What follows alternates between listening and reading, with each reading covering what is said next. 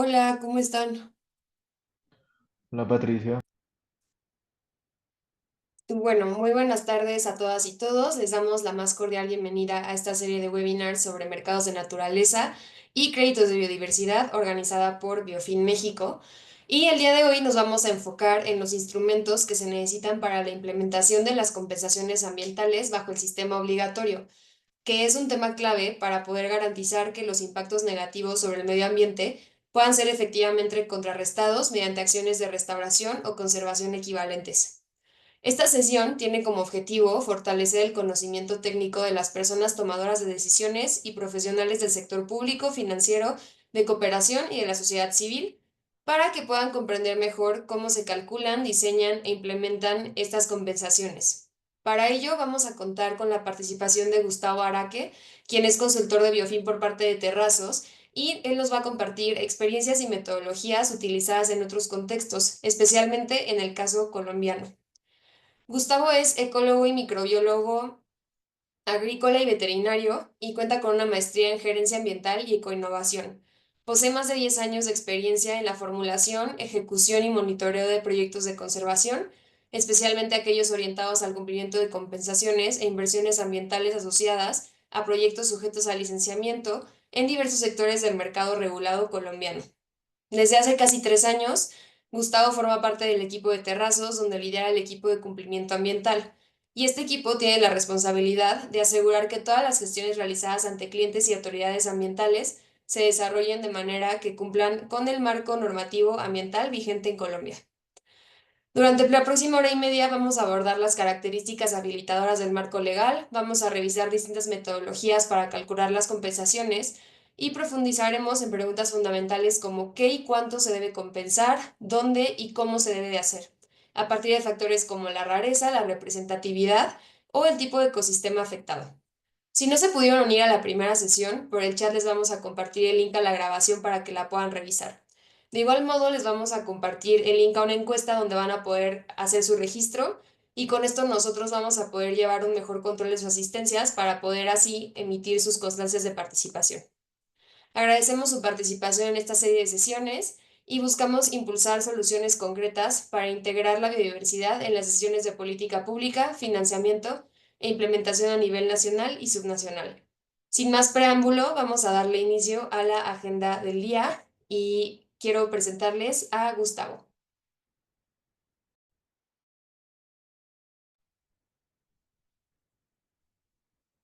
Hola, ¿cómo están? Muy buenas tardes para todos. Un gusto poder estar aquí y tener la sesión con ustedes del marco regulado, marco normativo regulatorio en Colombia para el direccionamiento de las compensaciones ambientales y también un poco referirnos acerca de, de las metodologías que se emplean en el mercado obligatorio colombiano para calcular ese qué y cuánto compensar y las directrices que existen para el direccionamiento de las obligaciones en lo que aquí denominamos el dónde compensar. Finalmente, pues mostraremos también del día unos ejemplos que hay en otros países, unos ejemplos que nos parece relevantes igual representar y pues, cerraremos con las preguntas que se tengan por parte de todos. Entonces, Lina, te doy la palabra para que des esa primera parte. Claro que sí. Hola, mucho gusto a los que se conectan por primera vez, viendo la grabación. Pues yo también hago parte del equipo de Terrazos desde Colombia, aquí apoyando toda esta iniciativa en México con nuestras lecciones aprendidas en Colombia y también pues trayéndoles muchas otras iniciativas también de otros lugares para que ustedes puedan explorar y eh, entender cómo podría ser uno de estos mercados en el contexto mexicano. Em, voy a iniciar justamente em, con lo que con el tema del contexto mexicano. Queremos que se entienda un poco dónde está México en lo que vamos a hablar con respecto a Colombia, que es pues el caso en el cual hemos tenido lecciones aprendidas. Y para eso, pues primero queremos contarles o hablar sobre cuáles son las características actuales del contexto mexicano a nivel federal. Teniendo en cuenta, pues también conocemos algunas particularidades de las entidades federativas, sobre todo en Quintana Roo y Coahuila, hemos podido acercarnos un poco más y conocer también sobre estos contextos. Entonces, también pues cualquier pregunta estamos atentos. Bien, pues entonces para iniciar con estos instrumentos de lo que denominamos o lo que se conoce como sistema de compensaciones o sistema obligatorio del mercado de biodiversidad, entonces aquí donde nos paramos es en el contexto de las compensaciones ambientales.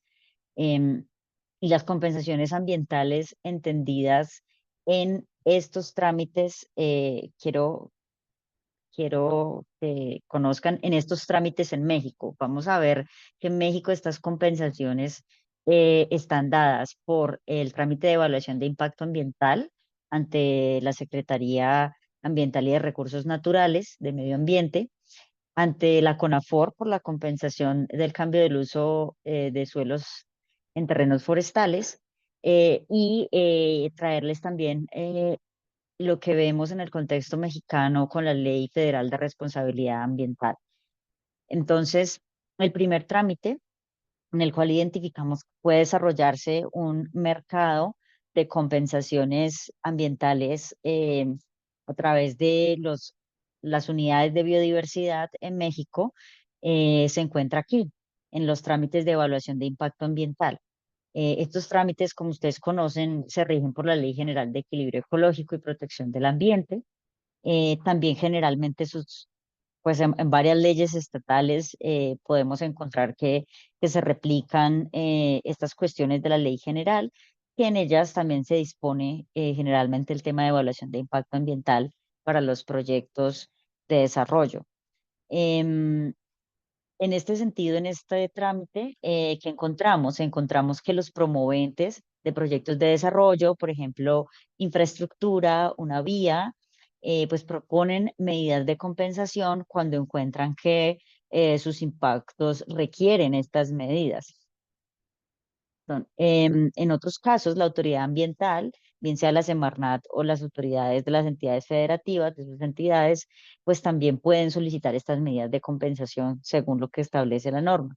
Sin embargo, lo que encontramos es que no tenemos no hay unos estándares para poder decir cuándo realmente se debe compensar y qué tipo de medidas de compensación y dónde y cómo se deben implementar estas medidas. Lo que se ve es que generalmente pues se solicitan temas de reforestación en ciertos predios o incluso podría llegarse a, a dar inversiones en temas que realmente no sean sobre compensación precisamente por esa falta de estándares, sino en otros temas que quizás sean importantes también para las autoridades ambientales, pero que no tienen directa relación con el impacto ambiental que se puede estar causando en esos proyectos de desarrollo. Entonces, bueno, unos números que nosotros encontramos es que ha habido más o menos 631 proyectos de evaluación de impacto ambiental por año, donde más se dan evaluaciones de impacto ambientales en estos estados: Guerrero, Guanajuato, Veracruz, Oaxaca y Quintana Roo, y pues que los proyectos que más presentan es para los sectores de infraestructura, turismo e industria. Sin embargo, bien, los mismos datos hablan sobre esta, digamos, falta de estándares que puede haber, de que no hay datos consolidados sobre cuáles son las medidas que se pueden tomar en México de compensación, cuáles son las que se están haciendo ahora en los proyectos, y precisamente porque no hay un total seguimiento de esas luego licencias ambientales o permisos ambientales. Entonces, lo que nosotros vemos aquí es que las limitaciones para que se desarrolle un mercado en el cual se crean unidades de biodiversidad obligatorias en México a través de este trámite es que precisamente en principio no se está aplicando el principio que conocemos como jerarquía de la mitigación, que ya Gustavo lo va a explicar en el caso colombiano, que es lo que tenemos, que no hay una diferencia clara entre cuáles son esas medidas de mitigación y cuáles son las medidas de compensación. Y además no tenemos unos lineamientos técnicos pues claros, estandarizados para aplicar unas medidas de compensación.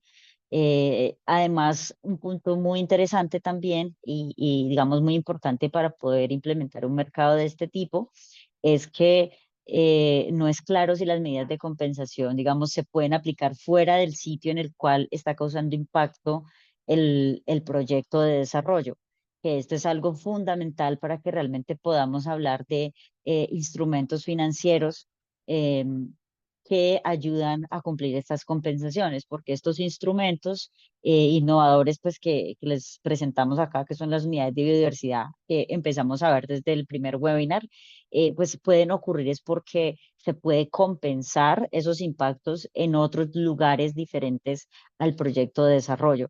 Esto en el caso de la normativa de evaluación de impacto ambiental y la ley general no lo vemos explícito, no lo vemos tan claro y es una de las cosas que a tener en cuenta si se quiere implementar en México y para poderlo desarrollar.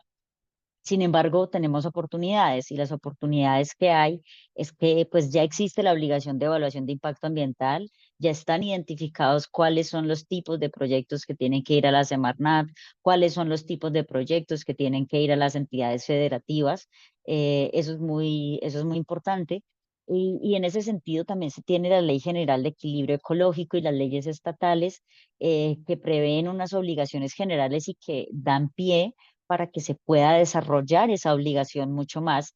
En ese sentido, la oportunidad que se ve para que esta metodología, el ejemplo de metodología que vamos a ver hoy y otras que es a profundidad en Colombia y otras que se desarrollan en otros lugares, se podrían desarrollar en México a través de realizar, por ejemplo, manuales estatales donde se establezca cómo se deben realizar las compensaciones en el Estado frente a estas evaluaciones de impacto ambiental, o también, por ejemplo, guías por sectores económicos. Por ejemplo, tenemos que el sector de infraestructura, turismo industrial son unos muy importantes para ciertos estados, pues poder identificar y poder, por ejemplo, empezar con uno de esos sectores económicos para poder hacer este tipo de obligaciones más robustas de compensación.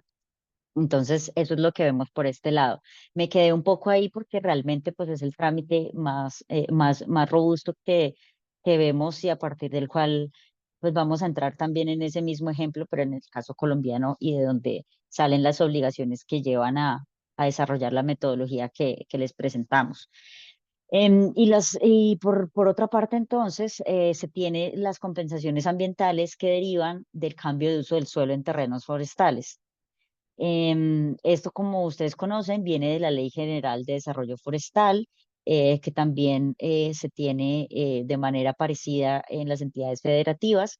Algo muy importante aquí que se ve y que no se ve en la evaluación de impacto ambiental es tener costos de referencia y niveles de equivalencia para las compensaciones ambientales. Entonces, los que estén familiarizados o los que no, estos niveles de equivalencia corresponden a determinar según el impacto, según el ecosistema en el que se esté impactando por el cambio de uso del suelo. Entonces hay unos niveles que dicen cuánto debe compensar pues la persona, la empresa que esté desarrollando ese cambio de uso de suelo. Pero en últimas, estas mediciones se transmiten en dinero, una obligación en dinero, es decir, la autoridad, como ustedes conocen, perdón, los promoventes, como ustedes conocen, no tienen que desarrollar ellos mismos el proyecto de compensación, sino que deben pagarlo en una cuota en dinero y se ejecuta realmente a través del programa de compensación ambiental de la CONAFOR con los dineros pues, que se reciben en el fondo forestal. Lo que vemos aquí es pues que hay unas oportunidades porque realmente se cuenta con estos niveles ya de equivalencia, o sea, hay un ejercicio ya metodológico de poder identificar los diferentes ecosistemas importantes para México, importantes para la federación, y ya también se tienen unos costos de referencia de cuánto pueden costar esos proyectos en los diferentes ecosistemas. Sin embargo, lo que identificamos al ahora ahondar un poco más en estos acuerdos es que es probable que según los niveles de gasto que nosotros hemos visto en proyectos de compensación, eh, estén un poco desactualizados en temas de cómo se traduce esto en dinero y los dineros que se reciban realmente por estas compensaciones, pues no logren realmente poder luego remunerar unos proyectos de compensación o de conservación, mejor dicho, los que van a derivar, pues que no tengan la suficiente sostenibilidad financiera para poderse desarrollar de buena manera.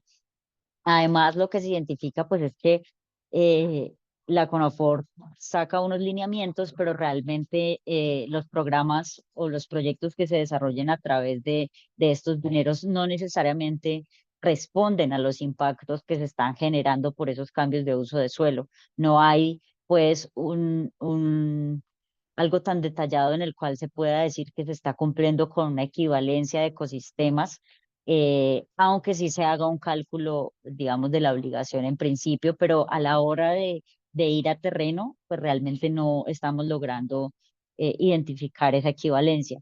En ese sentido, lo que podemos ver es que tenemos las mismas limitaciones parecidas de que no hay una claridad en el tema de la jerarquía de la mitigación, que es el primer principio que les vamos a compartir, y tampoco tenemos suficiente seguimiento de la implementación de los programas de compensación para poder decir si los impactos que se están causando realmente están siendo equivalentes con esos proyectos que se están generando en terreno. Y, y puede que no haya, digamos, como un seguimiento o una trazabilidad en esos montos que depositan las empresas y que realmente estén yendo a los proyectos que deben ir de conservación. En ese sentido, em,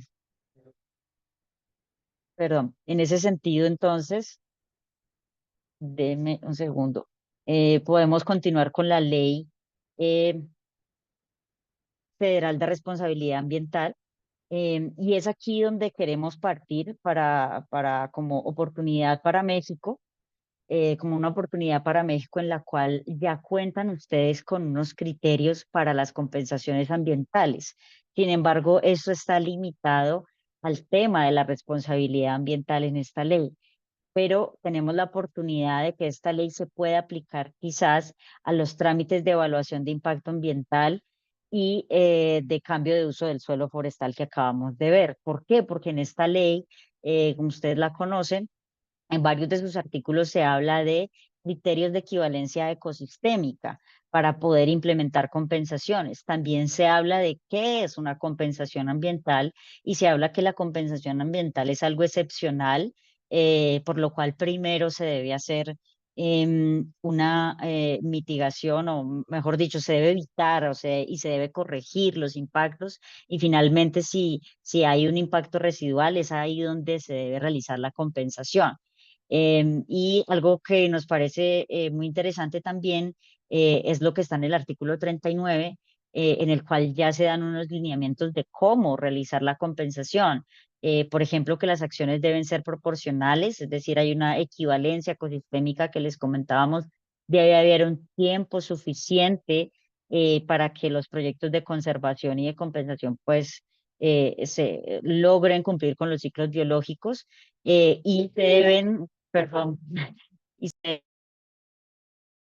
y se deben conservar unos intereses sociales, económicos y culturales de las comunidades en estos proyectos. Eso lo encontramos muy alineado con los estándares actuales, pero debe ser desarrollado mucho más. Con esa introducción, disculpen los temas de audio, entonces es que queremos entrar precisamente a eso lo queremos dejar un poco al final, no lo había cambiado, entonces creo que queremos volver aquí al final de la presentación sobre qué tipos de roles podríamos tener en las diferentes entidades pero creo que esto nos puede quedar mucho más claro después de que miremos el caso colombiano. Entonces, para eso quiero dar paso a Gustavo. Vamos a ir con el caso colombiano de cómo y qué desarrollos se han tenido que hacer en este caso para poder llegar a una compensación, digamos, íntegra, una compensación que además pueda desarrollar un mercado de créditos de biodiversidad. Y hacia el final les vamos a compartir también otros ejemplos de otros países para que culminemos con las recomendaciones para México. Entonces, Gustavo, gracias. Gracias, Lina. Bueno, sí, queríamos, como Lina lo mencionaba, como primero poner en contexto el caso mexicano antes de entrar a detallar un poco el caso colombiano del manejo del mercado obligatorio en términos de compensaciones e inversiones ambientales.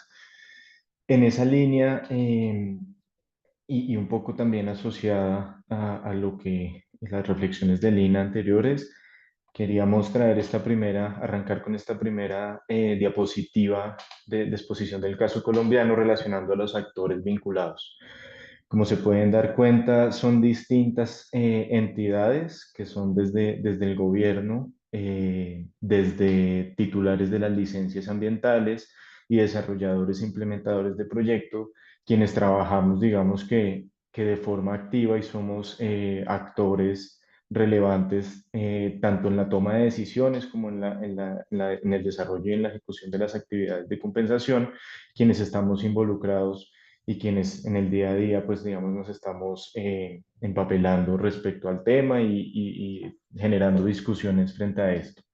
En el caso de las autoridades ambientales y entidades públicas, pues queremos reseñar claramente a las autoridades ambientales que están, digamos que supeditadas al Ministerio de Ambiente y Desarrollo Sostenible, y a partir de este gran ente rector de gobierno, se dividen otras autoridades ambientales, una de índole territorial, denominadas corporaciones autónomas, que como su nombre lo indica, tienen autonomía en tanto términos administrativos, financieros, de patrimonio propio, personería jurídica, para generar sus directrices dentro del territorio. El territorio se constituye ya sea por una división geopolítica, perdón, por una definición ecosistémica, biogeográfica o hidrobiogeográfica, y toman las directrices de acuerdo a las normativas ambientales también,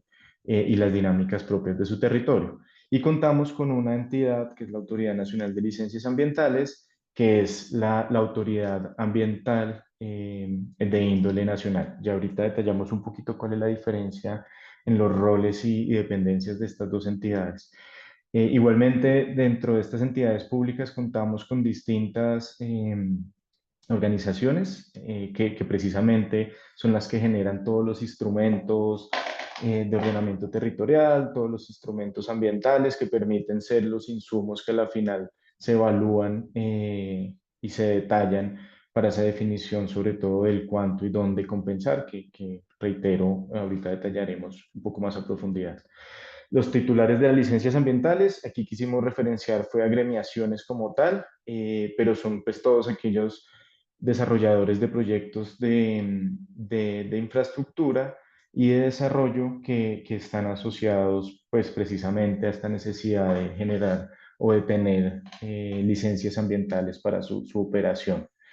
Y ya los desarrolladores y implementadores de proyectos que se resaltan, pues universidades, entes académicos, ONGs nacionales e internacionales y pues empresas de orden privado también que hacemos parte de este pool de actores. Si quieres avanza, por favor, Lina. Listo, queremos empezar enmarcando este proceso de las compensaciones ambientales dentro del proceso del licenciamiento ambiental. Porque estas obligaciones ambientales precisamente responden a criterios u obligaciones que están determinadas dentro de un proceso que se denomina el licenciamiento ambiental. En Colombia, la licencia ambiental funciona a partir de unos términos de referencia que están discriminados por cada uno de los proyectos de desarrollo. Es decir, hay unos términos de referencias que están orientados a los proyectos viales, otros que están orientados a los proyectos o líneas eléctricas, a otros que están orientados a aquellos proyectos de generación de energía, generación y transmisión de energía, otros que están orientados a infraestructuras como aeropuertos, otros al sector petrolero y otros al sector minero. Cada uno de estos sectores tiene unos términos de referencia en donde está claramente discriminados los capítulos y secciones que se tienen que completar dentro de esta evaluación o estudio de impactos ambientales. Dentro de todos estos procesos de términos de referencia que existe, hay unos en comunes, como es el caso de unos capítulos que hace referencia a planes y programas ambientales, dentro de los cuales se incluyen pues, a lo que nos trae hoy aquí a este webinar, que son las obligaciones de compensaciones ambientales y de inversión forzosa de no menos del 1%, que entraremos a detallarlas un poco más adelante.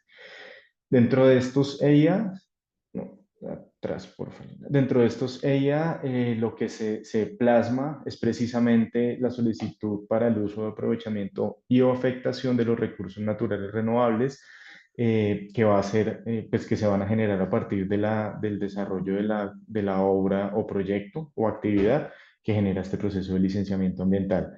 De manera previa al estudio de impacto ambiental, pero que hace parte del mismo proceso, llamémoslo así, se presenta un diagnóstico ambiental de alternativas, que es particularmente como la traza del proyecto, por dónde va a ir y sobre qué ecosistemas va a impactar. ¿Sí? Es como esa visión preliminar de dónde se va a impactar, de sobre qué áreas. Una vez viabilizado este DAA, se entra, pues, nuevamente a presentar el estudio de impacto ambiental ya referenciando particularmente cada uno de estos impactos que se van a generar. Diferenciamos aquí los procesos de la Autoridad Nacional de Licencias Ambientales y de las corporaciones autónomas regionales, es por la magnitud del proyecto o el tipo de proyecto. En algunos casos, pongo un ejemplo, los de generación de energía, proyectos que estén por debajo de los 50 megawatts son de injerencia de las corporaciones autónomas, y aquellos proyectos que están superior a este voltaje ya son injerencia de la Autoridad Nacional de Licencias Ambientales. Proyectos transversales transversales de distintas regiones son de injerencia nacional, por ello es la autoridad competente es la ANLA y no la corporación autónoma. Hay algunos permisos particulares que se pueden solicitar dentro de estos estudios de impacto ambiental, que son de una menor escala y que los titulares de las licencias ambientales lo tramitan directamente sobre las corporaciones autónomas. Es decir, que básicamente se dividen no solo por su jurisdicción, sino por la magnitud y tipo de proyecto que se está generando y por la magnitud y tipo de impacto que se genera a partir del desarrollo del proyecto. Esto está en un marco normativo, que es el decreto 1076 del 2015, pero que con los años se han venido actualizando y con algunos otros actos administrativos que han derogado artículos puntuales de este decreto. Pero digamos que en nuestra carta dentro del proceso del licenciamiento ambiental en Colombia. ¿Quieres continúa, por favor? Aquí solo quiero referenciar o queremos referenciar el proceso como es. Hay un proceso de evaluación de licencia ambiental en donde se presenta toda la información precisamente de ese EIA, del diagnóstico, la zonificación, la proyección de la magnitud de los impactos y donde como resultado se espera que la autoridad apruebe esos impactos y dé las directrices para las medidas que se tengan que tomar al respecto. Y ya el proceso de seguimiento ambiental es cuando estos proyectos ya cuentan con la evaluación de impacto ambiental aprobado y, como su nombre lo indica, se hace seguimiento sobre las medidas de manejo que la autoridad ambiental genera sobre estos proyectos. Este proceso de seguimiento ambiental casi que va hasta el cierre de los proyectos de desarrollo licenciados, pero hay medidas que se cierran paulatinamente dentro de ese periodo de tiempo comprendido entre el inicio de la ejecución de la licencia ambiental y el cierre operativo y ambiental de los proyectos. Gracias. Aquí ya entramos en materia de las compensaciones ambientales puntualmente. Queremos referenciar pues varios aspectos. El primero es que las compensaciones ambientales se rigen por tres criterios fundamentales. El primero es el denominado no pérdida neta en biodiversidad, en donde lo que se busca precisamente es que a partir del impacto residual que requiere ser compensado, este asegure por lo menos la no pérdida neta de biodiversidad perdón, que a partir de la compensación que se genera de este impacto residual, se asegure la no pérdida neta de biodiversidad respecto precisamente al impacto, ¿sí? Es decir, que exista como un equilibrio entre, en términos de biodiversidad, lo que generó el impacto de mi proyecto, obra o actividad respecto a la compensación que estoy proponiendo para compensar este impacto. Esto se relaciona estrechamente con el análisis de la jerarquía de la mitigación que les mencionaba Lina anteriormente, y básicamente esto es identificar todos los impactos que se pueden prevenir, minimizar, evitar, perdón, corregir, y ya aquellos que generan impactos residuales, es decir, que no se pudieron ni prevenir, ni mitigar, ni corregir, y que por ende requieren ser compensados. Es por eso que se emplea esta jerarquía. Es importante, digamos, la identificación de estos impactos y el cálculo de la magnitud de estos impactos, porque son aquellos los que generan los impactos residuales los que van a detonar esta obligación de compensación como tal. El resto de impactos, los tres que les menciono, tienen unas medidas específicas de manejo que ya se les hace seguimiento puntual por parte de la autoridad ambiental. Esta jerarquía de la mitigación por lo regular hace parte o está relacionado con un capítulo de la evaluación de impacto ambiental que se denomina evaluación de impactos, en donde el titular del instrumento ambiental lo que tiene que referenciar es precisamente esa identificación de impactos en un escenario sin proyecto y la materialización de estos impactos potenciales en un escenario con proyecto, y comparar estos dos escenarios para precisamente referenciar y poder cuantificar la magnitud de cada uno de los impactos identificados. Y un tercer criterio fundamental que se denomina la adicionalidad, que realmente en Colombia es uno de los casos particulares que se emplea este concepto, y es básicamente y muy sucinto, pero es un concepto con alta, eh, digámoslo, va mucho más allá de tratar de resumirlo. Es un concepto incluso de los más sensibles en la evaluación de una compensación en Colombia, pero aquí para resumirlo es básicamente los resultados nuevos o adicionales que se generan y que podemos demostrar a partir de las acciones de compensación. Estos tres criterios fundamentales se desarrollan en capítulos puntuales de los planes de compensación, los cuales a su vez tienen cuatro como ítems relevantes dentro de su estructura, y es el qué compensar, el cuánto compensar, el cómo compensar y el dónde compensar. Estos son los criterios que más se evalúan dentro de estos planes de compensación pues por parte de una autoridad ambiental. En el cuadro de superior derecho, que está subrayado en verde, queríamos referenciar los tipos de compensaciones que existen en Colombia dentro de este proceso de evaluación de impacto ambiental. El primero son las compensaciones por sustracción de áreas de reserva forestal, el segundo, compensación por aprovechamiento forestal, el tercero, por aprovechamiento de especies amenazadas o vedadas, entendiendo pues el término de vedadas como aquellas de importancia o de restricción de aprovechamiento por parte de las autoridades regionales o ya nacionales o incluso el ministerio, y las compensaciones por pérdida de biodiversidad o del componente biótico. Ahorita entraremos a detallar las metodologías para el cálculo del cuánto, del qué y el cuánto compensar en cada una de esta tipología de compensaciones. Y finalmente referenciar que en el caso colombiano, particularmente, estas obligaciones de compensaciones ambientales son cuantificadas en términos de área hectárea. Ahora, esto es un modelo colombiano que funciona para el contexto colombiano, de acuerdo pues a la identificación de los impactos que se quieren compensar, que son considerados que se deberían compensar, y en función de los objetivos que se busca desde las políticas públicas nacionales ambientales, en función de la compensación. ¿Sí? Entonces, solo queremos dejar esa claridad, que es el ejemplo que traemos hoy y que funciona para el caso particular colombiano de acuerdo a sus dinámicas en este proceso de licenciamiento ambiental. Si quieres continuar, Lina, por favor.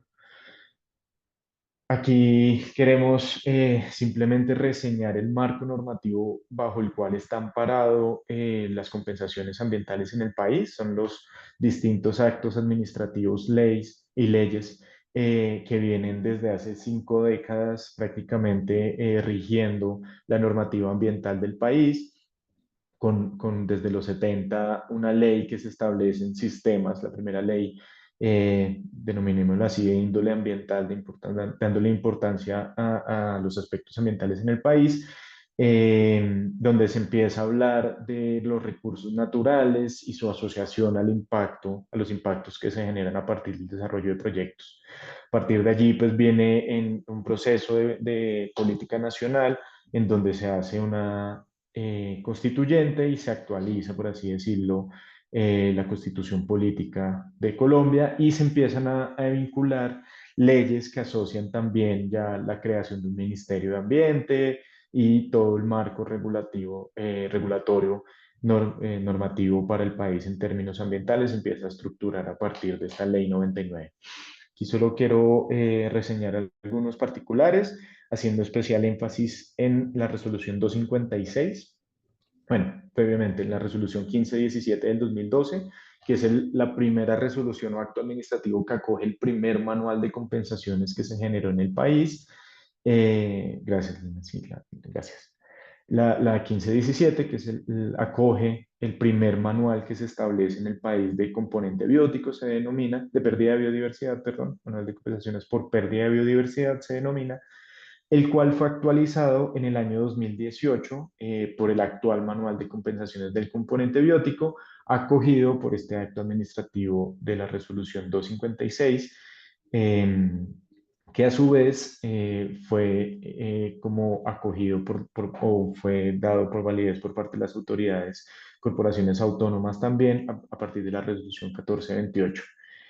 En el 2021, el Ministerio de Ambiente y Desarrollo Sostenible y la Autoridad Nacional de Licencias Ambientales dieron la oportunidad de que todas aquellas compensaciones que fueron impuestas por autoridades ambientales de manera previa al año 2018, porque no quiere decir que hasta que hubo manual no existieran las compensaciones, sino que se manejaban de otra forma y era básicamente por impacto de individuo de árbol, se orientaba mucho al componente forestal, se generaba una compensación orientada a aspectos de reforestación.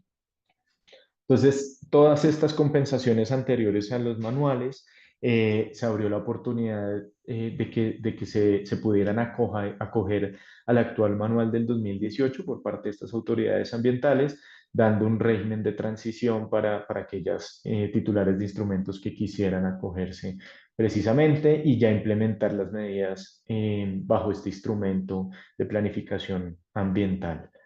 Si quieres continuar, por favor. Aquí es una diapositiva y de hecho la información que vamos a presentar es un poco densa, es bastante información, pero bueno, creemos que es como la manera más fácil a la final de abordar este complejo marco normativo de las compensaciones en Colombia. Aquí para reseñar, en la parte izquierda ven la portada de este manual de compensaciones que les comentaba, del instrumento de planificación ambiental que rige, o más bien por el cual nos regimos para el diseño y la ejecución de las compensaciones ambientales en el país.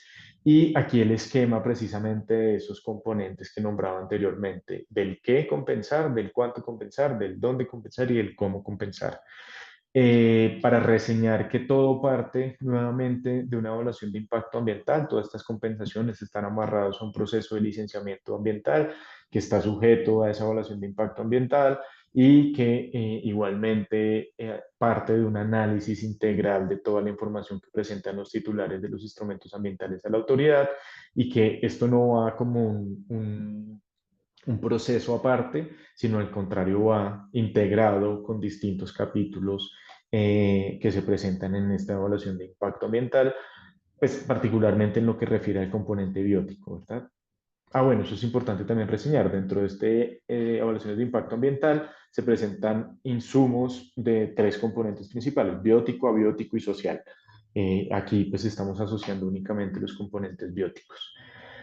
Entonces, básicamente a partir de esa identificación de impactos en el que se calcula el cuánto en función del área y el ecosistema afectado, una vez identificado a partir de un mapeo de distintos insumos que nos permite identificar la tipología y la sensibilidad del ecosistema impactado, eh, se procede a evaluar el dónde compensar. Y el dónde compensar está orientado precisamente a esa equivalencia ecosistémica, que ya detallamos un poco cómo se saca en particular para Colombia, y a la subzona hidrográfica. El país está comprendido por zonas hidrográficas que están divididos básicamente por drenajes principales o redes hídricas que alimentan drenajes principales y a su vez estas zonas hidrográficas se subdividen en pequeñas áreas que están asociadas a drenajes dobles que alimentan estos drenajes principales y redes hídricas como caños, riachuelos, que alimentan estos drenajes que al final tributan en estos ríos principales del país. Más adelante les mostramos un mapa que puede ser un poco más sencillo, ¿no? de, de, de ver esta información así. Y ya el cómo compensar se define a partir de acciones, modos, mecanismos y formas de compensación que dependen de las particularidades propias del territorio, de las áreas que se proponen para la compensación, donde se van a implementar pues todas estas medidas que permitan compensar los impactos residuales generados por el proyecto. Si quieres avancemos, por favor, Lina. Aquí entramos ya a las metodologías para calcular las compensaciones como tal.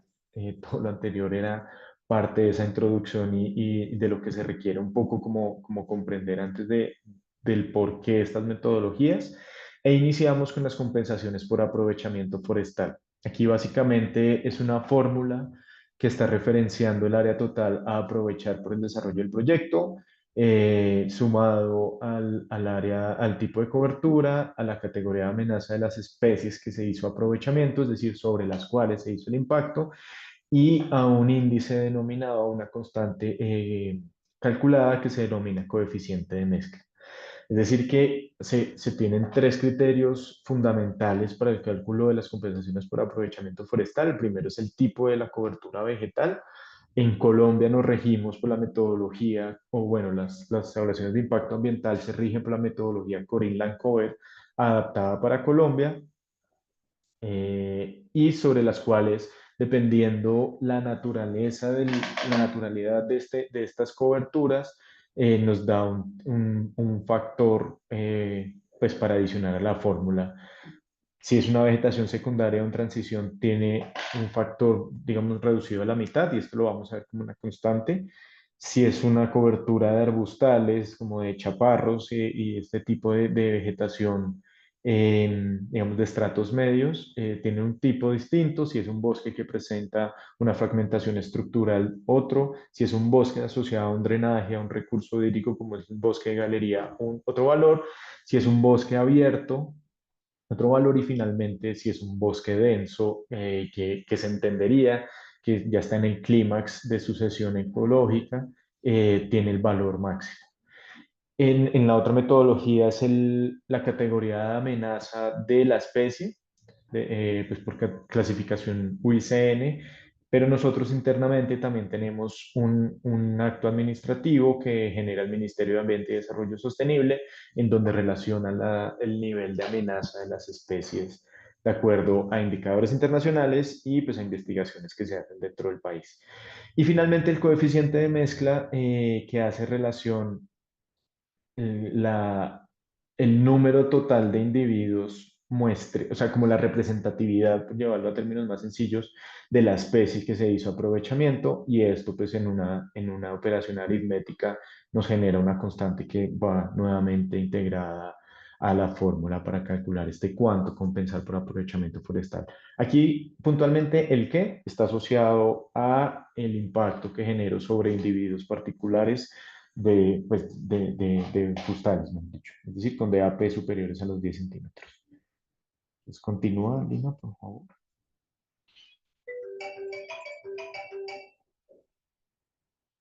Listo. Para sustracción de reserva, aquí queremos asociar inicialmente qué es una reserva, qué entendemos por una reserva. Y una reserva son todas aquellas áreas que están integradas al Sistema Nacional de Áreas Protegidas en Colombia, que vemos en el mapa de la izquierda en distintos colores. Hay unas figuras de protección de índole nacional y otras de índole regional, y sobre las cuales si se requiere hacer uso o aprovechamiento de recursos naturales, se debe hacer una solicitud de compensación por sustracción de reserva, teniendo en consideración que todos los proyectos de desarrollo son de interés público y el interés público en Colombia prima sobre el particular, es que se permite que se haga esta sustracción de reserva. Sin embargo, se tienen que presentar pues el estudio detallado del área a impactar, como prácticamente como una evaluación de impacto ambiental detallada sobre estas áreas a sustraer, y el cálculo o la compensación aparte del componente biótico sobre estas áreas de sustracción de reserva. Estas áreas de sustracción de reserva, el cuánto compensar está determinado por la equivalencia y la sensibilidad del ecosistema impactado, la relevancia. En Colombia tenemos distintas figuras de importancia de áreas protegidas, en donde unas, digamos, que tienen un rol de mayor sensibilidad ambiental que otras, y dependiendo de esta sensibilidad ambiental se genera un factor de compensación distinto. Esto sale en una resolución o acto administrativo que lo profiere la autoridad ambiental que tiene injerencia sobre estas áreas de sustracción. El dónde compensar en estos sitios de sustracción, la compensación sí o sí debe direccionarse a áreas al interior de estas reservas, priorizando aquellas áreas que están asociadas a drenajes, a cuerpos hídricos, y pues, claramente tener esa equivalencia ecosistémica. En el caso que la reserva se encuentre en dos ecosistemas, se debe priorizar el ecosistema donde se está generando el impacto precisamente. Si quieres continuar, por favor.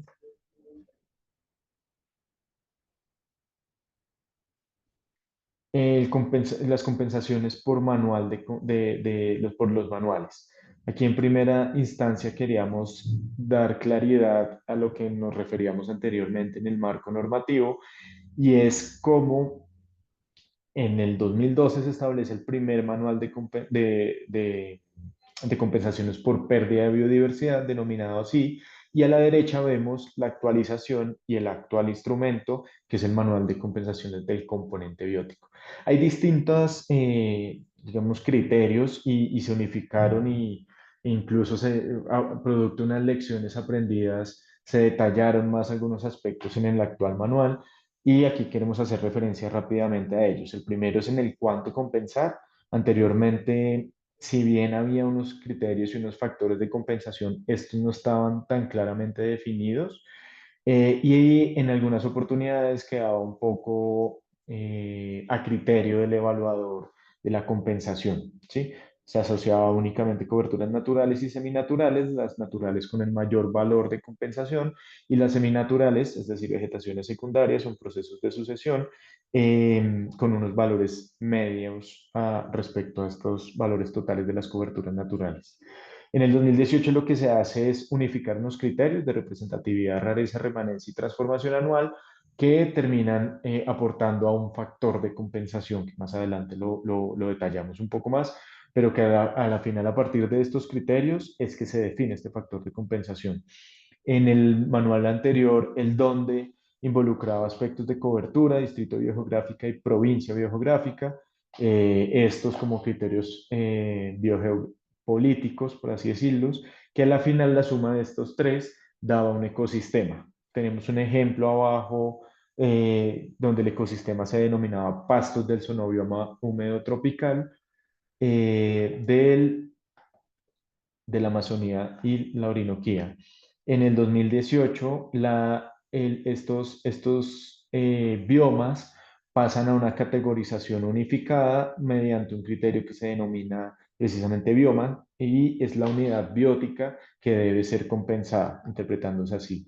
Y cambia su nombre únicamente a este distrito biogeográfico y digamos, el lugar de donde está en términos geopolíticos. En este caso, el ejemplo que traemos es el elobioma Casanare por las particularidades del ecosistema, y Casanare por el departamento en donde se ubica este ecosistema. Se Gustavo, divide Dime, Lina. ahí para como resumir un poquito eso, yo como lo veía también es como en 2012 no teníamos como tal, o no se tenía en Colombia como tal unos factores de compensación, ¿cierto? O sea, estos cuatro criterios que van a formar que van a ir a ese factor de compensación. No Eso estaban no se tenía. estructurados. Ujú. Correcto, Ok, no se contaba con perfecto. ellos. Sí, correcto, no se contaban. Es una actualización del manual 2018. Y Ajá. digamos, Y antes de eso, lo que hacíamos era solamente tener como unas equivalencias que eran muy estándar y lo que me comentabas que sucedía, como para compartirlo, es que había también como mucha discrecionalidad, que podía haber sí, más discrecionalidad precisamente porque, pues, dependiendo del caso puntual de lo que se impactara, pues podía no entrar dentro como de ese estándar, mientras que ya con los criterios sí se puede ir más como a identificar cada caso concreto. Eso sí, quería como correcto. compartir. Sí, gracias, Dina. Sí, sí, gracias por el complemento, pero tal cual.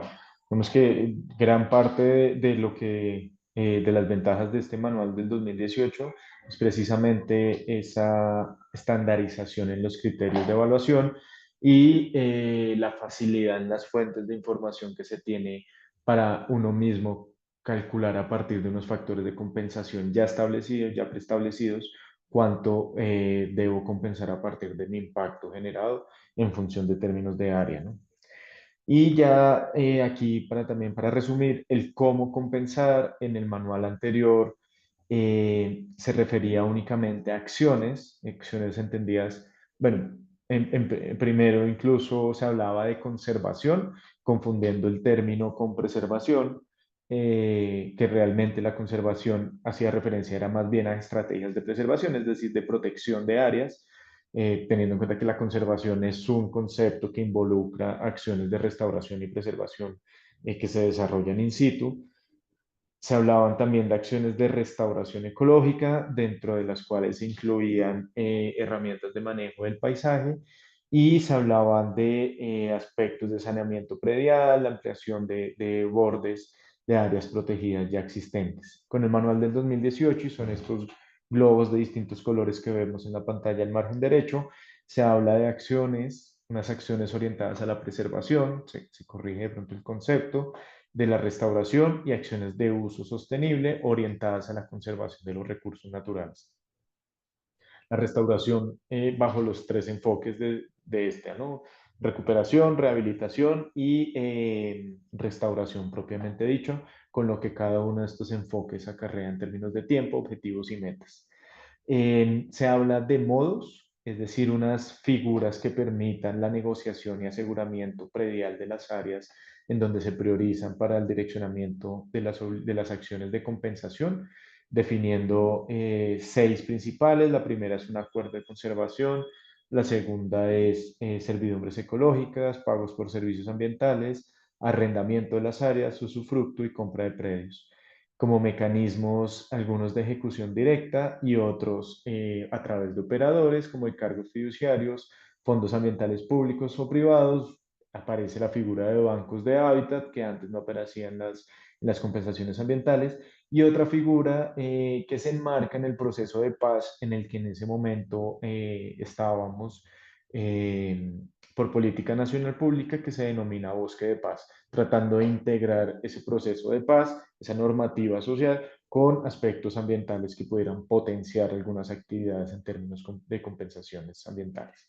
Y formas agrupadas, es decir, que permitía la alianza, llamémoslo así, distintos titulares de instrumentos para llevar esfuerzos cada uno con el cumplimiento de su obligación hacia una misma área o de manera individual, permitiendo pues que cada uno de los titulares de instrumentos en distintos sectores pudieran llevar acciones de compensación.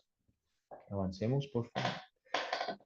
Aquí entramos a detallar las compensaciones por manual. Una vez aclarado esto, el manual del 2018, manual del componente biótico, en el que compensar, pues ya hemos andado allí. Es importante identificar tanto los aspectos de estructura, función e integridad ecosistémica para precisamente calcular la magnitud del impacto que se genera. El cuánto compensar está asociado precisamente a esa identificación del impacto, de su magnitud, sobre qué áreas, a partir de unos criterios, que era lo que veíamos anteriormente de representatividad, de rareza, de remanencia y de transformación anual, que cada uno da unos valores que a la final se ponderan y esto permite calcular un factor de compensación, el cual se multiplica por el área impactada y eso me da el área a compensar. Si quieres avancemos, por favor, y entramos un poquito más a detalle de cada uno de estos criterios. Entonces, aquí queremos mostrarles, en la parte izquierda está el criterio de representatividad y en la parte derecha el criterio de rareza. Cada uno de los criterios tienen unos insumos espaciales que son originados por entidades públicas, entidades estatales, y son insumos de consulta pública y oficiales, es decir, que se deben usar precisamente para este tipo de cuantificación. El país está distribuido a partir del levantamiento de información de estas entidades públicas. Si bien es una escala pequeña, unos 100.000 en todos los casos, pues digamos que es la guía orientadora. Y allí nos muestra la representatividad, entendiéndose como la cantidad en términos de proporción de las áreas que hacen parte del Sistema Nacional de Áreas Protegidas. ¿Recuerdan el que les mostré anteriormente, el mapa de las áreas protegidas de Colombia? Pues aquí hace parte precisamente de los ecosistemas que tanta representatividad tienen en estas áreas protegidas.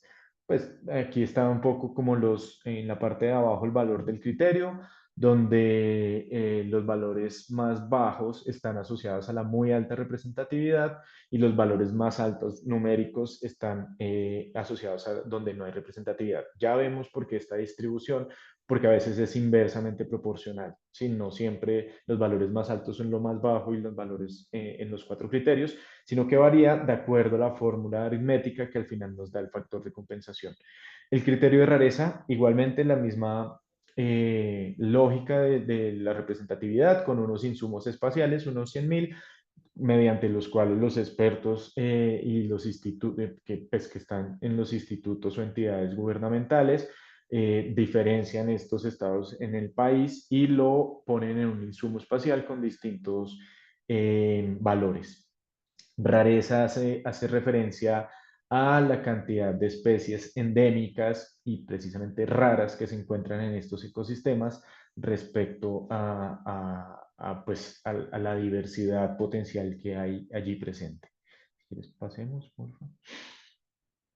Aquí remanencia hace referencia a la cantidad de áreas que se mantienen estables o que se han mantenido estables a lo largo de una escala temporal y aquellas áreas, si vemos de color rojo, que han tenido mayor tasa de presión, que ha generado pues una menor remanencia de bosques estables a lo largo del tiempo, bosques naturales estables. Y la de transformación anual, en la parte derecha que se asocia a esta remanencia, es precisamente donde se evidencia una mayor presión por aspectos principalmente antrópicos, pero también se valoran algunos climáticos y su clasificación va de muy alta, valores de 2, y muy baja, valores de 1. Si se dan cuenta, los dos mapas tienen cierta relación espacial, de acuerdo a esa tasa de transformación con la remanencia, es decir, con la estabilidad de las coberturas naturales boscosas en el tiempo. Si quieres, si avancemos, por favor. Aquí ya viene el factor de compensación. Como ven, la fórmula está allí. Está el factor de compensación que está comprendido por la representatividad, más la rareza, más la remanencia, más la tasa de transformación. Esto ya hace parte de un insumo espacial que existe para el país. Es decir, si yo genero un impacto sobre las áreas que están en color rojo o naranja, ya sé y me voy a la paleta de colores que mi factor de compensación está entre 8 y 10, es decir, los factores más altos. Pero todo esto está definido en función de las unidades bióticas. Hay una tabla espacial, hay un insumo, un shape también que es de información pública, de carácter público, que yo puedo consultar, lo cruzo con mi diseño de proyecto y ya sé sobre qué unidad biótica genera el impacto y cuál es mi factor de compensación. Nosotros no tenemos que hacer dentro del proceso de licenciamiento este cálculo, sino que simplemente nos vamos a estos insumos y le decimos a la autoridad, este es nuestro factor de compensación. Esta información igualmente es validada por la autoridad y ellos valoran precisamente si mi impacto genera esta residualidad que requiere ser compensada de acuerdo a la sensibilidad y a estos criterios que vimos de los ecosistemas, de los biomas.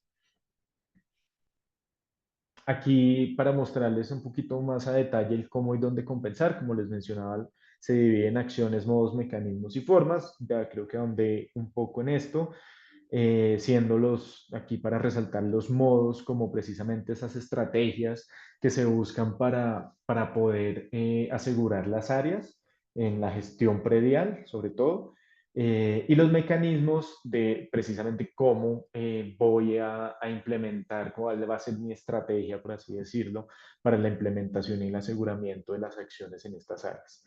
Aquí hay unas divisiones que queríamos en el dónde compensar, que están orientadas precisamente a ese ámbito geográfico, que lo denominamos así, las zonas y subzonas hidrográficas, aquellas áreas que potencien la conectividad estructural del paisaje, aquellos, bueno, en Colombia también hay unos portafolios regionales o nacionales de compensación, incluso hay un plan que es un plan nacional de restauración que es como un instrumento también rector para los procesos de restauración, si bien es del 2015 y está en proceso de actualización, digamos que se emplea en la justificación de áreas, sobre todo.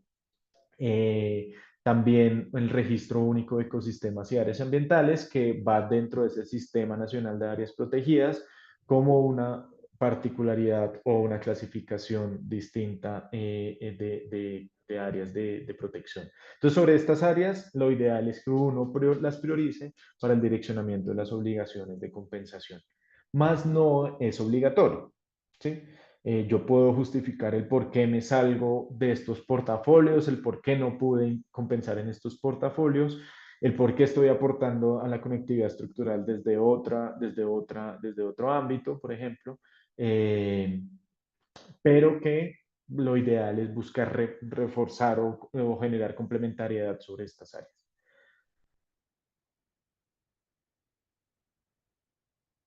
Aquí solo para reseñar algunos de los modos y mecanismos que más se emplean en el país para el direccionamiento de las obligaciones ambientales.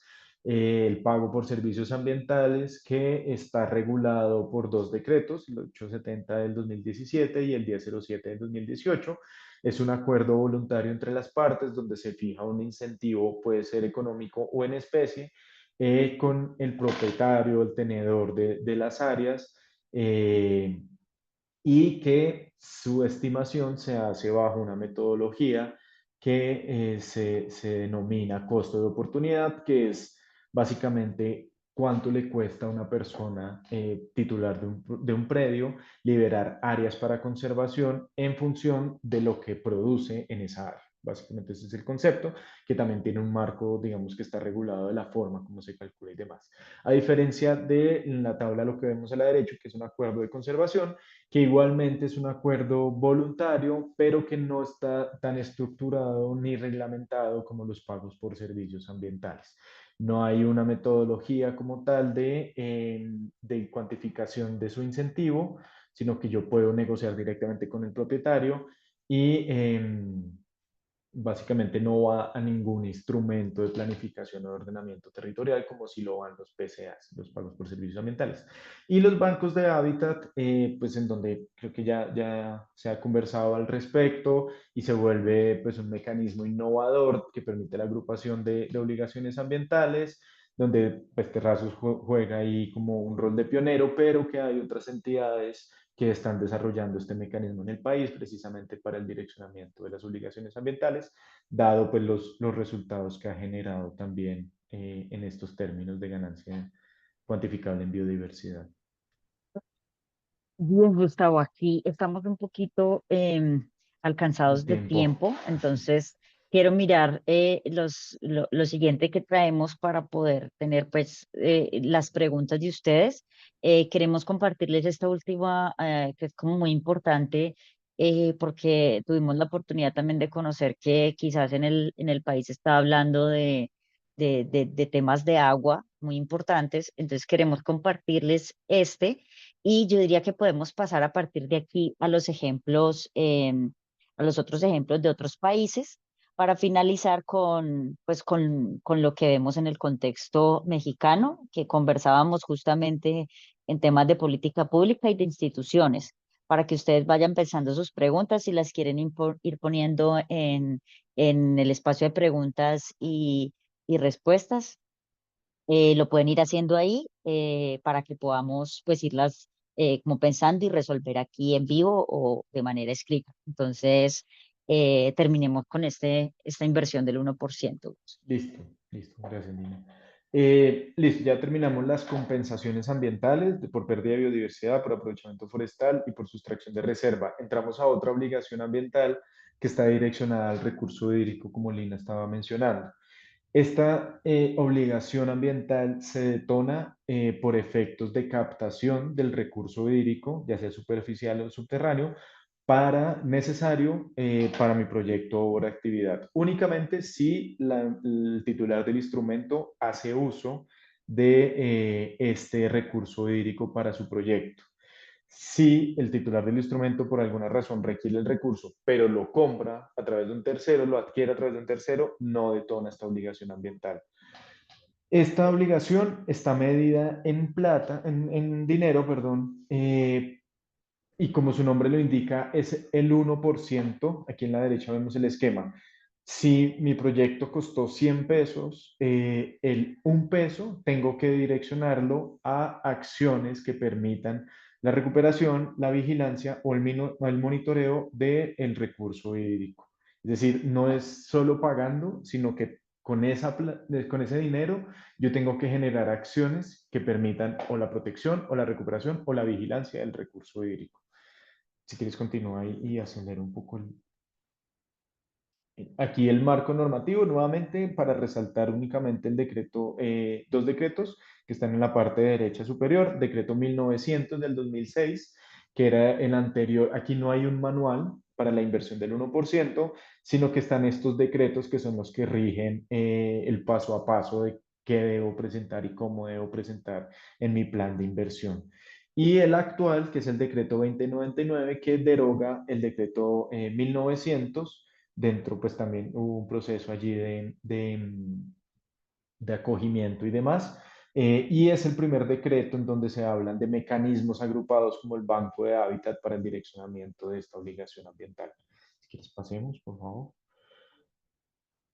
Aquí únicamente para tener referencia en qué actualizó el decreto 2099 respecto al 1900, se define un ámbito geográfico direccionado a la zona hidrográfica y a la subzona hidrográfica. Anteriormente, el ámbito geográfico para esta obligación estaba muy ceñido a ríos específicos, a drenajes como tal muy específicos que dificultaban la consecución de áreas. Entonces lo amplían a un ámbito geográfico mayor para facilitar precisamente esta consecución de áreas. En Colombia es válido esta aclaración. El contexto de la situación jurídico-predial de los inmuebles, sobre todo en el sector rural, es complicado. No es difícil conseguir predios titulados, no es tan sencillo, es una de las limitantes y las restricciones que hay, por lo cual el ampliar la posibilidad de ese dónde invertir o dónde direccionar mis obligaciones de compensación, pues juega a favor de los titulares del instrumento. Y como les mencionaba, está orientado precisamente a desarrollar acciones de protección, recuperación y vigilancia, pero con mi dinero de inversión, no solo pagándole a un fondo o dando un recurso monetario a un fondo para su distribución, sino que el titular del instrumento tiene que asegurarse que estos objetivos y metas en cualquiera de las líneas de inversión que seleccione se lleven pues, a cabo y se cumplan con ello. Si quieres, continúa. Aquí es para mostrarles gráficamente, como les mencionaba al inicio, que es cómo está distribuida las zonas hidrográficas y las subzonas hidrográficas. Las zonas hidrográficas las vemos a la izquierda con esa paleta de colores un poco más amplia y las subzonas hidrográficas son casi que cada uno de los polígonos que se encuentran en su interior, que en la parte derecha se ven referenciadas también en otra gama de colores. Continuemos. Creo que estas las podemos omitir. Y lleguemos aquí, ventajas y Sí, limitantes. justo, eso te iba a decir para que hablemos de esos aprendizajes que pueden pues servir para que México revise y los diferentes estados cómo les gustaría pensarse estas compensaciones. Listo. En ventajas, dentro de los aprendizajes del caso colombiano, pues sin lugar a dudas hay unos criterios claros y unificados. Se estandarizó el cálculo y diseño de las obligaciones ambientales para todos los actores. Las compensaciones tienden a ser más efectivas, ya no es una compensación árbol a árbol, sino más bien orientado a un criterio ecosistémico integral. Perdón, hay una transparencia y trazabilidad en la auditoría y seguimiento por parte de las autoridades ambientales. Al definir ya unos criterios, ya se tiene claro sobre qué se va a hacer el seguimiento de las mismas. Está alineado a los estándares internacionales en términos de no pérdida neta de biodiversidad y la jerarquía de la mitigación. Como les mencionaba, tiene una visión ecosistémica integral, está articulada con la planificación ambiental, con aquellos instrumentos de ordenamiento territorial y ambiental, porque estas compensaciones tienden a ser complementarias a estos instrumentos, a este ordenamiento ambiental territorial, y pues genera una oportunidad de fomentar ideas innovadoras en función de la conservación de los recursos naturales para el país. Como limitante, se requiere una alta capacidad técnica. Parte de ese aprendizaje ha sido precisamente el entender los conceptos en su magnitud y llevarlos también, materializarlos, ¿sí? Llevarlos a campo. La restauración no es únicamente sembrar un árbol, dos árboles, sino la restauración es un concepto integral mucho más complejo que juega distintos componentes, tanto bióticos como abióticos. Entonces, todas esas partes requieren una alta capacidad técnica que día a día se trata de madurar por parte de todos los actores. Son procesos complejos y largos, desde la formulación, desde el diseño, la formulación, la evaluación, la aprobación, el seguimiento y la declaratoria de cumplimiento. Pueden pasar 7 años, 8 años, 15 años. Son procesos largos. Dentro del diseño y la aprobación pueden pasar 2 años. La ejecución, el seguimiento y la evaluación de los planes dependiendo del impacto y dependiendo de los objetivos y metas, pueden estar entre los 5 y 15 años. Y la declaratoria de cumplimiento, es decir, cuando la autoridad va, revisa, mira toda mi información y demás, y, digámoslo así coloquialmente, chulea mi obligación, puede tomarse 1 o 2 años en esas gestiones. Entonces es un proceso que aún nos toma tiempo, y creo que se está entendiendo pues en parte de todos. Si se dan cuenta, el manual es del 2018, son 7 años que se lleva aplicando, tampoco es tanto, creo que hace parte del proceso. Hay una limitada flexibilidad local, no siempre se ajustan a los contextos ecológicos o sociales específicos de las áreas donde se implementa.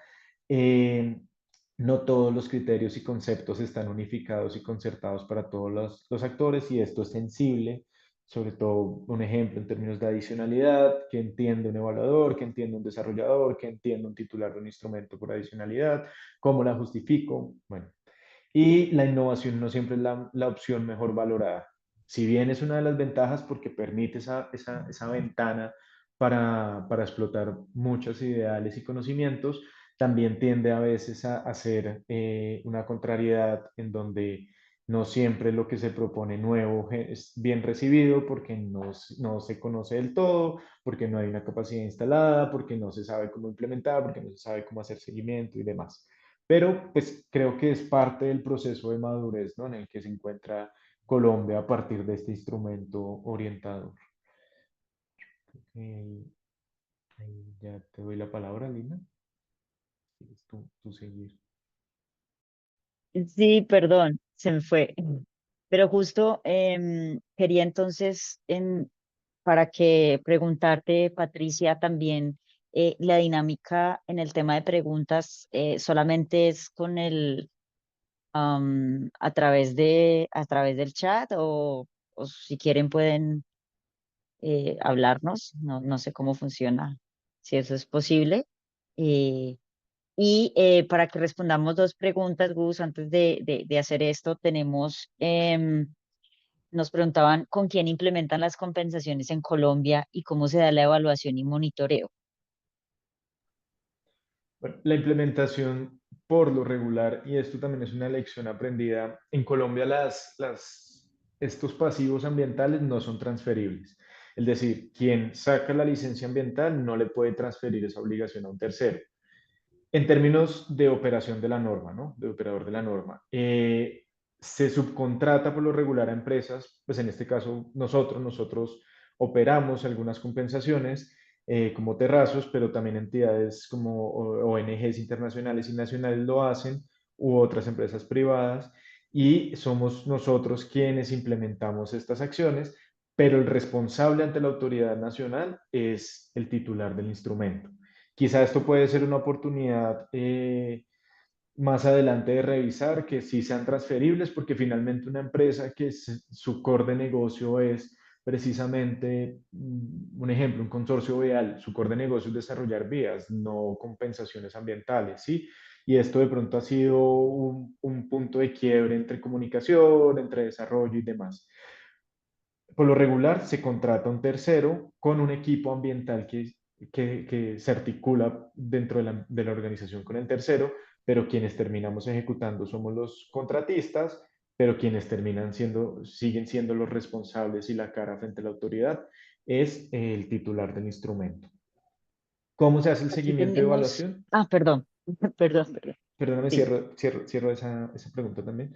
El seguimiento de evaluación se hace dentro del plan de compensaciones, se fijan unos objetivos, unas metas, unos alcances y un plan de monitoreo y seguimiento a partir de indicadores de impacto y de gestión.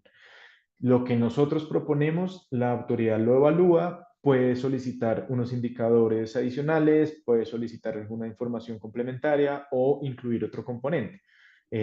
Paisaje, fauna, ¿sí? Puede solicitar esta información, se termina de ajustar de acuerdo a los requerimientos el plan de compensación y se entrega con un cronograma de ejecución de las actividades. Entonces, la hoja de ruta para la autoridad son esos puntos. Son el cronograma de actividades, supongámoslo que a 5 años yo proyecté que iba a cumplir mis objetivos y metas. En el año 1 le dije a la autoridad, en mi plan voy a acercar el área y en el año 2 voy a sembrar. La autoridad en el año 1 me hace seguimiento, que haya cumplido con esa cerca y en el año 2 que haya hecho las siembras. Y en función de eso, yo le voy mostrando mis indicadores de impacto en biodiversidad, diciéndole, vea cómo estoy evolucionando a partir de mis acciones, cómo he generado estas ganancias en biodiversidad o cómo he asegurado la no pérdida neta. Y al final, para la declaratoria de cumplimiento, lo que la autoridad básicamente mira es que se hayan cumplido con las actividades aprobadas en el tiempo que quedaron aprobadas en el cronograma y además que a partir de mis indicadores de impacto yo demuestre que cumplí con mis objetivos, metas y alcance del plan. Eso es básicamente, pues a grandes rasgos, cómo se hace el seguimiento de las compensaciones en el país. Esto lo hace o ANLA o la corporación, ¿no? Cualquiera de las dos autoridades ambientales. Perfecto. Y tenemos otra pregunta de Sergio, que dice que le parece buena estrategia, pero que el enfoque en México está más fuertemente relacionado con el tema forestal. Que si de lo que hemos comentado, ¿cuál instrumento se podría recomendar para zonas parcial o totalmente transformadas como zonas agrícolas o de matorral? Es decir, para las zonas donde se va a compensar. Yo creo que allí el de aprovechamiento forestal podría servir nuevamente. Por eso hacía la claridad que las compensaciones están determinadas por las dinámicas propias de cada país, ¿no? Y los intereses y la identificación de qué impactos se quieren compensar. Si se quiere orientar a lo forestal, pues se podría validar la de aprovechamiento forestal, que está ceñida prácticamente a este componente, y si bien se busca una integridad ecosistémica, pues va muy ligada precisamente únicamente al componente forestal, y se podría evaluar su pertinencia para estas áreas. Si entendí bien la pregunta. En cuanto a pues, no sé si va orientada a esas zonas de matorral o hacia cómo recuperarlas, rehabilitarlas. Eh, Sí, Yo yo creo, creo yo, que va un sí, poco hacia allá. sí, yo creo que ahí lo primero es también el nivel de impacto generado sobre el recurso edáfico, ¿no? O sea, recuperar donde la matriz de soporte de estos individuos forestales es lo principal, mirar el impacto y el nivel de degradación y sobre esto iniciar ese proceso de restauración, primero sobre el componente edáfico y ahí sí, una vez pues empezar a pensar, y bueno, y con especies pioneras, y una vez ya en un estatus, pues como en una nivelación, sí empezar con otros especies de otros gremios ecológicos. Sí, sí va por ahí la pregunta, perdón si no la entendí. Creo que aquí, claro, más bien orientada a la Bien, evaluación del impacto. y entonces queremos Mm, terminar compartiéndoles justamente, como decía Patricia, con sus preguntas por correo. Entonces, estas metodologías, que es sobre lo que les hemos hablado y también existen en otros países, desde Estados Unidos y Australia, son ellos muy fuertes en decir, se debe compensar cuando un proyecto impacta biodiversidad y debe compensarse protegiendo áreas equivalentes en otra, un poco muy parecido a lo que estábamos hablando. En Estados Unidos ellos hablan un poco más de humedales, compensación por humedales y de acuerdo a hábitat. También se relaciona mucho con el tema de los cauces de la inversión del 1% que hablamos en Colombia y que debe compensarse restaurando, mejorando, protegiendo áreas equivalentes. En estos dos casos, ellos tienen la opción de que las compensaciones se hagan, siendo que los promoventes de proyectos compren créditos de biodiversidad o créditos de bancos de mitigación o bancos de hábitat para cumplir con esas obligaciones. Entonces, como decía Gustavo, casi que la implementación va por las personas que ejecuten esos proyectos en los bancos de mitigación en estos países.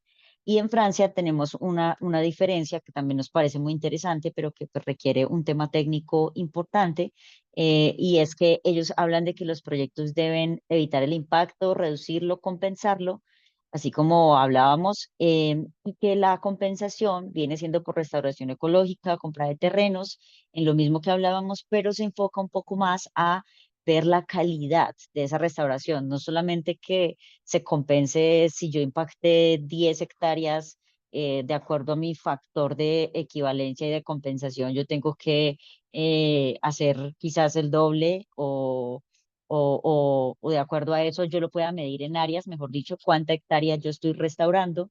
En Francia no es solo en hectáreas, sino que también es por la calidad. Entonces, tiene que haber un componente muy fuerte de medir la calidad de los proyectos que se están haciendo. Em, en este sentido, pues lo último que quedamos por compartirles es las recomendaciones que vemos de política pública en México. Y es, pues, que ustedes conocen y lo que comentamos al principio, la Ley General de Equilibrio Ecológico, la de desarrollo forestal sostenible y de responsabilidad ambiental. A partir de estas, pues ya existe actualmente el Reglamento de Evaluación de Impacto Ambiental Federal y en algunos de sus estados también seguramente lo tendrán, en los cuales que no exista, pues la principal recomendación que uno diría es pues generar ese reglamento para las manifestaciones de impacto ambiental y la evaluación posterior, e incluso uno podría decir unos reglamentos estatales o un reglamento federal que nos hable de cómo realizar esas compensaciones ambientales.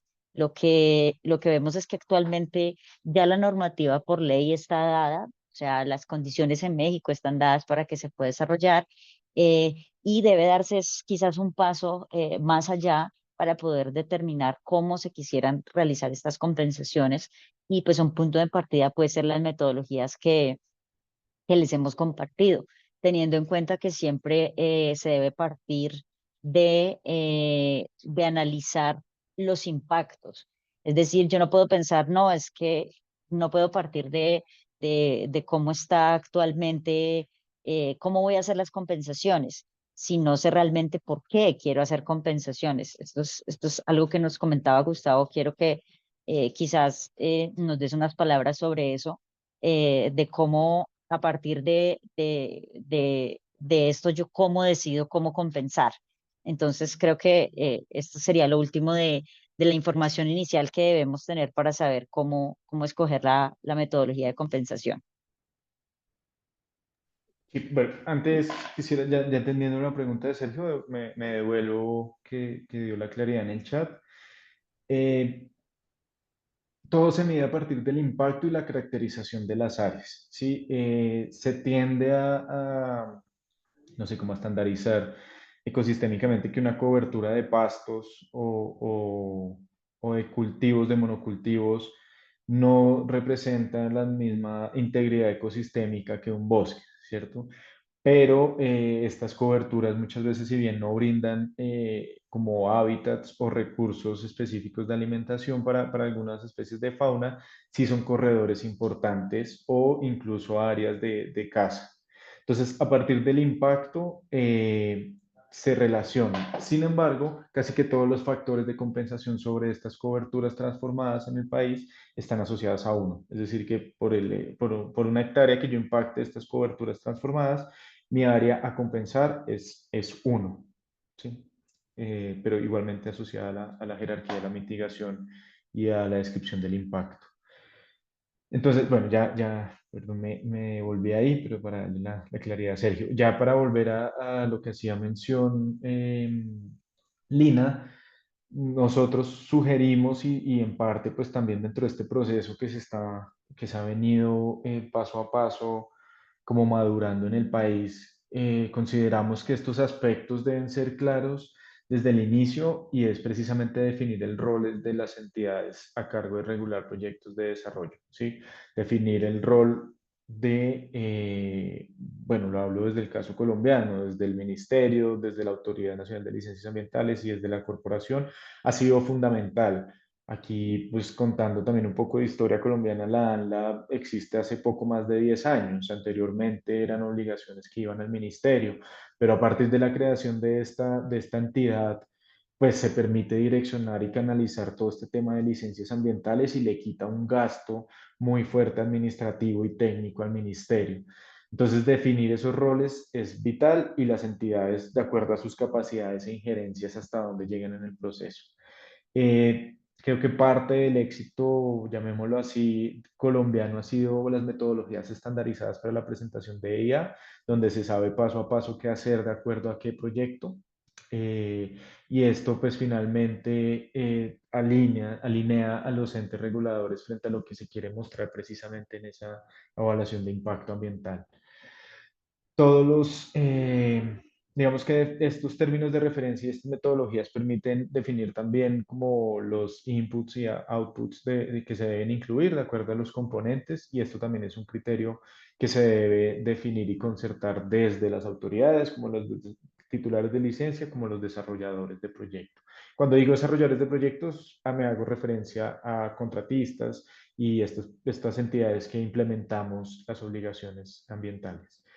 El segundo punto es vital en tema de obligaciones que buscan precisamente eh, compensar estos impactos residuales y es aplicar la jerarquía de la mitigación.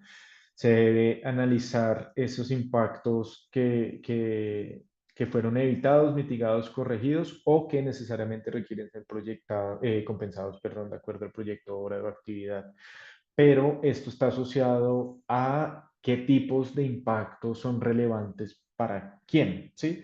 Vuelvo y digo, este es el ejemplo colombiano y aquí sirvió esta jerarquía de la mitigación, identificar este tipo de impactos, porque a la final el objetivo que se quería con las compensaciones era precisamente en términos bióticos, ¿sí?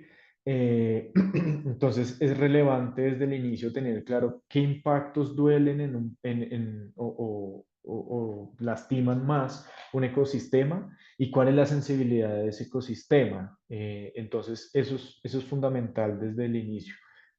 Básicamente las compensaciones se rigen a partir del impacto. El impacto es como la base de todas para el cumplimiento de las obligaciones ambientales.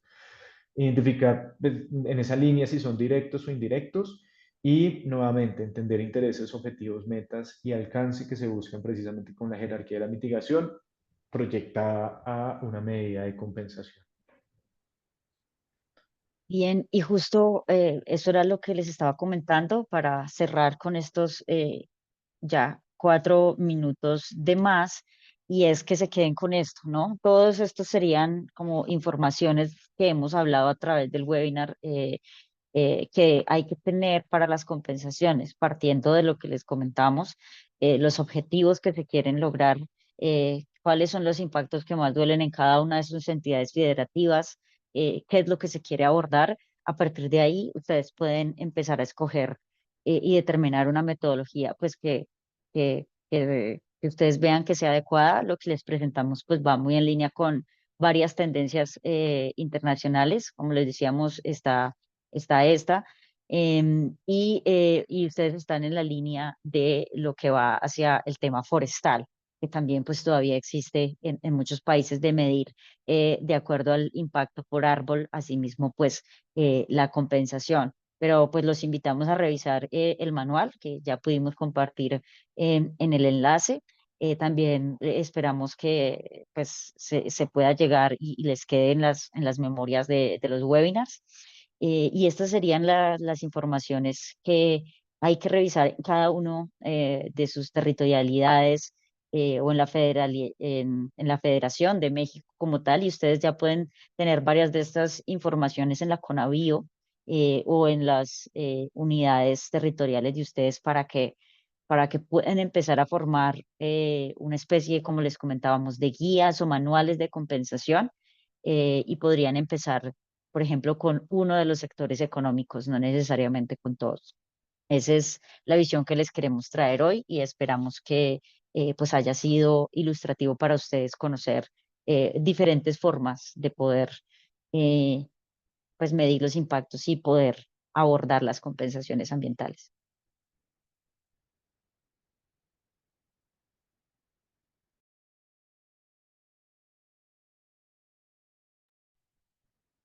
¿Estás por ahí, Patricia?